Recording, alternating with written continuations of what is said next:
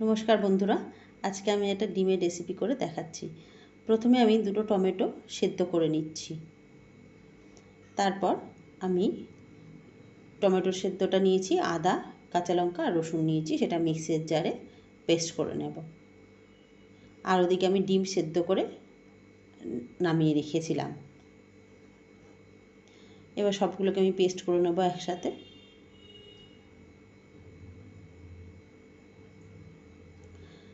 কড়াইতে তেল গরম করে আমি ডিমটা নুন হলুদ দিয়ে মেখে ভেজে তুলে নেব লাল লাল করে।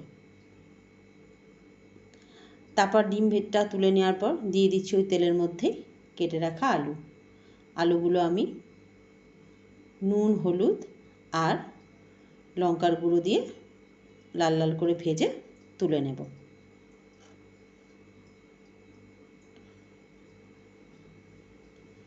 ভালো করে নাড়াচাড়া করে নিচ্ছি। আলুগুলো ভাজা হয়ে গেলে ওই তেলের মধ্যে আমি দিয়ে দিলাম প্রথমে পেঁয়াজ কুচি। পেঁয়াজটা এদিকে লাল লাল করে ভাজা হতে থাকতে থাকতে আমি অন্য গ্যাসে একটা মশলা তৈরি করে নিচ্ছি। প্রথমে আমি দিয়ে দিলাম একটা শুকনো লঙ্কা দু টুকরো করে দিয়ে দিলাম।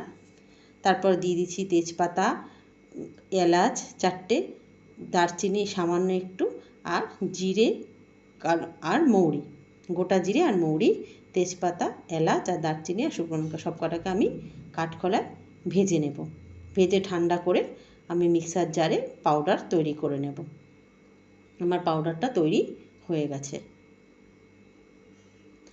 ওদিকে আমার পেঁয়াজটাও লালচে করে ভাজা হয়ে গেছে। আমি মিক্সার জারে যে পেস্টটা করেছিলাম সেই পেস্টটা আমি এবার এর মধ্যে দিয়ে দিলাম। এরপর একে একে আমি সমস্ত মশলাগুলো আমি এর মধ্যে অ্যাড করতে থাকব। প্রথমে দিয়ে দিলাম আন্দাজ মতো লবণ, দিয়ে দিচ্ছি হলুদের গুঁড়ো, দিয়ে দিলাম 1 চামচ লঙ্কার গুঁড়ো, ধনের গুঁড়ো 1 চামচ, 1 চামচ জিরের গুঁড়ো, আর কালারের জন্য 1 চামচ চিনিটা অপশনাল, ইচ্ছে হলে নাও দিতে পারেন। এবার সমস্ত মশলাগুলো দিয়ে আমি মশলাটাকে ভালো করে কষাতে থাকবো। মশলাটা কষানো হয়ে গেলে তেল ছাড়তে শুরু করলে আমি প্রথমে দিয়ে দিলাম ভেজে রেখেছিলাম যে আলুগুলো, সেই আলুগুলো আমি প্রথমে দিয়ে দিলাম। আলুগুলো দিয়ে ভালো করে নাড়াচাড়া করে নিচ্ছি।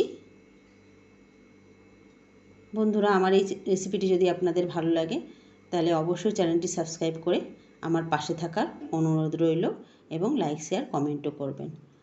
আলুটা দিয়ে দেওয়ার পর কিছুক্ষণ রেখে আমি এরপরে এর মধ্যে দিয়ে দেব ভেজে রাখা ডিমগুলো সব আমি দিয়ে দিচ্ছি এর মধ্যে। এই রেসিপিটা গরম ভাত, পরোটা, রুটি সব কিছুর সঙ্গেই কিন্তু খুব ভালো লাগে খেতে। এবার এগুলো নাড়াচাড়া করে নিয়ে ডিমগুলো দিয়ে আমি গ্যাসের ফ্লেমটা কমিয়ে দেব। আর যে ভেজে রেখেছিলাম মশলাটা, সেই মশলাটা আমি এর মধ্যে 2 চামচ দিয়ে দিলাম।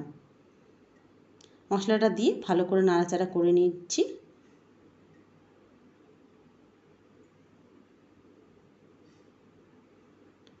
এবার আমি সামান্য একটু জল এর মধ্যে দিচ্ছি যাতে আলুগুলো ভালোভাবে সেদ্ধ হয়ে যায়। এবার আমি 10 মিনিটের জন্য ঢাকা দিয়ে রেখে দিলাম। 10 মিনিট বাদে আমি ঢাকাটা খুলে নামিয়ে নিলাম।